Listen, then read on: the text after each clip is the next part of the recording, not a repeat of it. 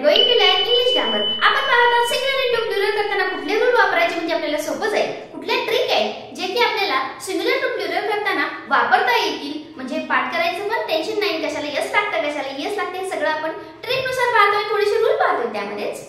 चला आज आपल्याला असे रूल्स पाहिजे ते थोडेसे वेगळे आहेत. आपल्याला सिंगुलर प्लुरल तर होणारच आहे पण कुठल्या कधी कसं सिंगुलर प्लुरल करायचं याचे ट्रिक काही नियम आपल्याला या व्हिडिओ मध्ये पाहिजे आहेत. चला वेळ न घालवता पाहूया फर्स्ट नियम.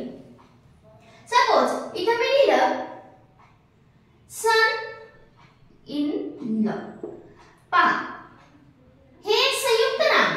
हे काय संयुक्त नाम आहे. म्हणजे ह्या संयुक्त नामामध्ये इन किंवा ऑफ आलेलं असतं. इन किंवा ऑफ आलेलं असतं. यासारख्या संयुक्त नामाला जर प्लुरल करायचं असेल तर मी सांगितलं स्टोरी बुक दोन शब्दाचे म्हणून एक नाव झालं तर आपण काय करतो लास्टला यस लावतो आणि त्याला प्लुरल करतो. मग इथं काय करायचं लास्टला यस लावायचं. सन्स इन लॉज करायचं कारण अशा टाइपचेच येतात प्लुरल मध्ये. मग आपल्याला हे पाहायचंय. तर पहा जेव्हा इथे इन आले कधी कधी इथं ऑफ येतं. जसं की मॅन ऑफ असं असतं. मॅन ऑफ वॉर असं काहीतरी असतं एखादे शब्द. त्यावेळेला तुला प्लुरल करायचं असेल तर कसं करायचं. तर आपल्याला जेव्हा संयुक्त नामामध्ये इन ऑफ वापरून एखादं संयुक्त नाम असेल आणि त्याचा प्लुरल फॉर्म करायचा असेल तर फर्स्ट जे नाव आलेलं असतं पहा सन्स याला यस लावायचं. पहिले जे मुख्य शब्द असतो त्याला यस लावायचं. बाकीचे ऍडजेक्टिव्ह द्यायचं म्हणजे सन इन लॉ अशा टाइपचं. नेक्स्ट सिस्टर इन लॉ याला पण तसंच करायचं. मुख्य शब्द कुठला आहे सिस्टर. सिस्टरला यस लावायचं. बाकीचे ऍडजेक्टिव्ह म्हणजे सिस्टर्स इन लॉ. म्हणजे पहिला जो मुख्य शब्द आहे त्याला यस लावायचं. यस सुद्धा लावायचं नाही फक्त यस लावायचं एवढं लक्षात ठेवा. असे काही शब्द आहेत. अजून एक घेऊया मॅन ऑफ वॉर. आता म्हणतात इथं काय मॅनला यस लावायचं का. ओके मॅनला यस लावायचं नाही. आपल्याला माहिती आहे मॅनचा प्लुरल होतो मेन. का तो त्याच्या आमध्ये आलेल्या ओव्हेल मध्ये चेंजेस करतोय मग त्याचा प्लुरल फॉर्म बनते. मग यावेळेस काय करायचं मॅनचा मेन करायचा म्हणजे ह्याला यस पण लावायचं नाहीये. मॅनचा मेन करायचा मेन ऑफ वॉर लाईक दिस. अजून डॉटर डॉटर इन लॉ. मुख्य शब्द कुठला आहे डॉटर. मग डॉटरला काय करायचं आपण यस लावायचं. Daughters in law. अशा पद्धतीने आपल्याला जे संयुक्त नाम आलेले असतील त्याचा प्लुरल फॉर्म करता येतो. चला वाटत असेल तुम्हाला की आपल्या लक्षात नाही राहायचं असं काही वाटत असेल कधी आपल्याला अभ्यास करायचा तेव्हा कसं लक्षात ठेवायचं त्याचा स्क्रीनशॉट घ्या. म्हणजे तुम्हाला की समजून येईल की आपण कुठे केले लास्टला यस लावलंय का मुख्य शब्दाला यस लावलंय. ओके चला नेक्स्ट घेऊया रूल. आता आपल्याला पाहिजे एखादा अक्षर असेल तर त्याचा प्लुरल फॉर्म होतो का. हो त्याचाही प्लुरल फॉर्म होतो. अद्याक्षर असतात संख्या असतात त्यांचा प्लुरल फॉर्म कसा करायचा. सपोज टी असेल तर टीचा प्लुरल फॉर्म फक्त त्याला यस लावायचं टीज. टेन असेल त्याला आपण यस लावायचं.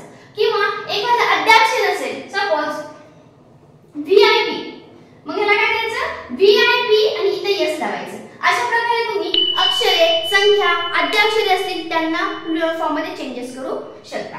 हा नेक्स्ट झाला. आणि मोस्ट इम्पॉर्टंट एक लॉ पाहिजे आपल्याला म्हणजे एक रूल आहे ते पाहिजे. संख्या दर्शक नाम असतात त्यांचं खूप जण सांगतात की प्लुरल फॉर्म होतच नाही. डझनला डझनच राहतं.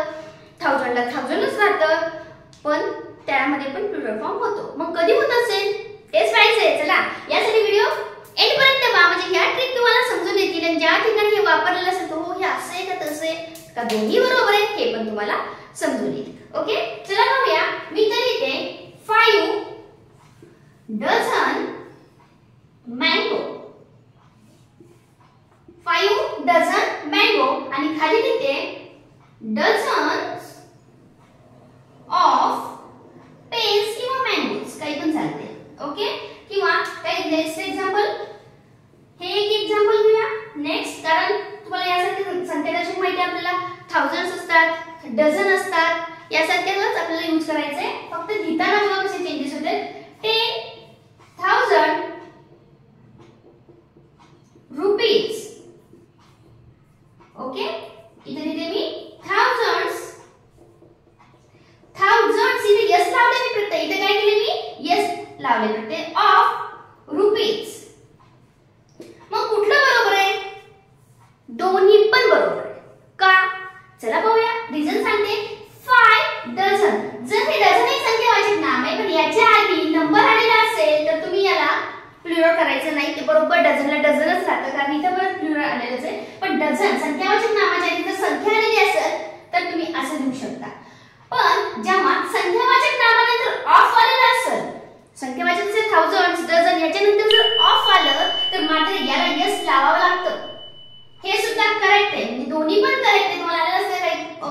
असतात which is the sentence are correct, तेव्हा आपल्याला वाटतं की हेच बरोबर आहे, हे चुकीचं आहे, डझन्स होत नाही, तर होतं, पण त्यानंतर जर ऑफ वापरला असेल तर होतं.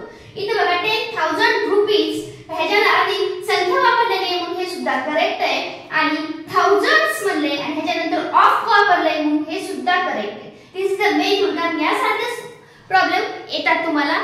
यस लावा मेनचं मेन येते किंवा वुमनचं वुमेन होते, असे आता विचारत नाहीये. अशा टाइपची ट्रिकी तुम्हाला विचारतात, त्यामुळे लक्ष देऊन पहा.